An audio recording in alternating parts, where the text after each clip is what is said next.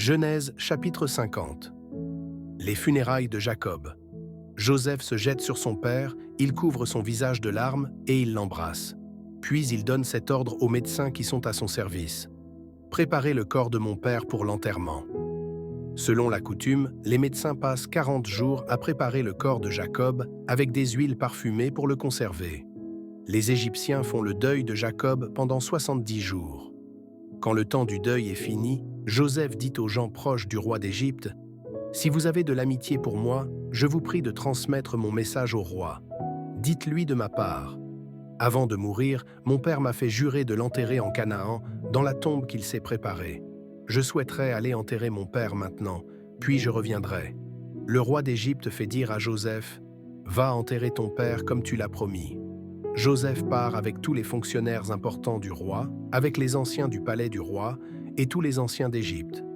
Il emmène aussi toute sa famille, ses frères et les autres personnes de la famille de son père. Dans la région de Goshen, il laisse seulement les enfants et les troupeaux. Des chars et des cavaliers les accompagnent. Ils forment un groupe très important. Ils arrivent au champ de l'Épine, à l'est du fleuve Jourdain. Là, ils font pour Jacob des funérailles extraordinaires et magnifiques. Joseph pleure son père pendant 7 jours. Les Cananéens qui habitent cette région voient cet enterrement au champ de l'Épine et ils disent « C'est un deuil très dur pour l'Égypte ».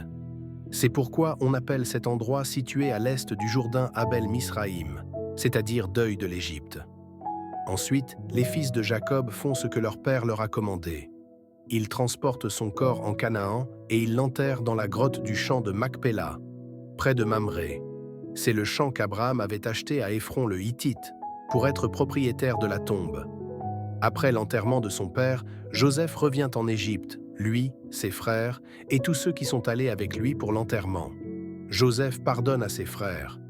Après la mort de Jacob, leur père, les frères de Joseph se disent « Maintenant, Joseph va peut-être nous considérer comme des ennemis. Il va peut-être nous rendre tout le mal que nous lui avons fait. » Alors ils envoient à Joseph ce message : « Avant de mourir, ton père a donné cet ordre. Dites de ma part à Joseph : S'il te plaît, pardonne à tes frères leurs fautes, tout le mal qu'ils t'ont fait. Oui, pardonne-nous cette faute, à nous qui servons le même Dieu que ton père. » Quand Joseph entend ces paroles, il se met à pleurer. Ses frères viennent eux-mêmes le trouver. Ils se jettent à ses pieds en disant : « Nous sommes tes esclaves. » Joseph leur répond : « N'ayez pas peur, je ne suis pas à la place de Dieu. Vous avez voulu me faire du mal, mais Dieu a voulu changer ce mal en bien. Il a voulu sauver la vie d'un grand nombre de gens, comme vous le voyez aujourd'hui. Maintenant, n'ayez pas peur. Je prendrai soin de vous et de vos familles. » Par ces paroles pleines d'affection, Joseph rend courage à ses frères. La fin de la vie de Joseph et la famille de son père restent en Égypte. Joseph vit 110 ans. Il voit naître les enfants et les petits-enfants de son fils Éphraïm. Et il adopte les enfants de son petit-fils Makir, le fils de Manassé. Un jour, Joseph dit à ses frères : « Je vais mourir, mais Dieu vous aidera sûrement. Il vous fera quitter l'Égypte et il vous conduira dans le pays qu'il a promis à Abraham, Isaac et Jacob. Quand Dieu agira ainsi pour vous, jurez-moi d'emporter mon corps avec vous. » Joseph meurt en Égypte à l'âge de 110 ans. On prépare son corps avec des huiles parfumées pour le conserver, puis on le met dans un cercueil de pierre. Jésus accueille des enfants. Des gens amènent des enfants à Jésus pour qu'il pose les mains sur eux en disant une prière.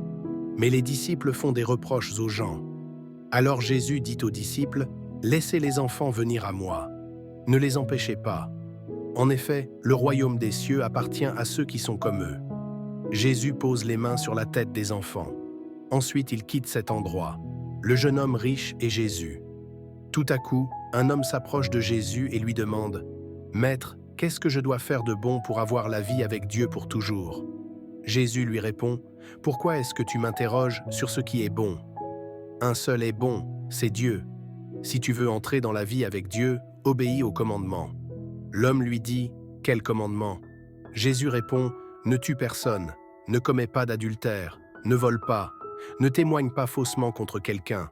Respecte ton père et ta mère, aime ton prochain comme toi-même. » Le jeune homme lui dit : « J'ai obéi à tout cela.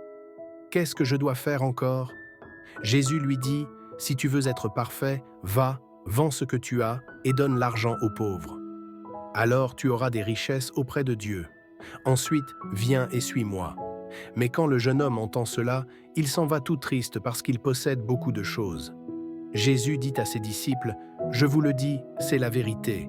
Pour quelqu'un de riche, c'est très difficile d'entrer dans le royaume des cieux. Je vous dis encore ceci, est-ce qu'un chameau peut passer facilement par le trou d'une aiguille? Eh bien, pour un riche, c'est encore plus difficile d'entrer dans le royaume de Dieu. » Quand les disciples entendent cela, ils sont très étonnés et ils disent, « Mais alors, qui peut être sauvé ?»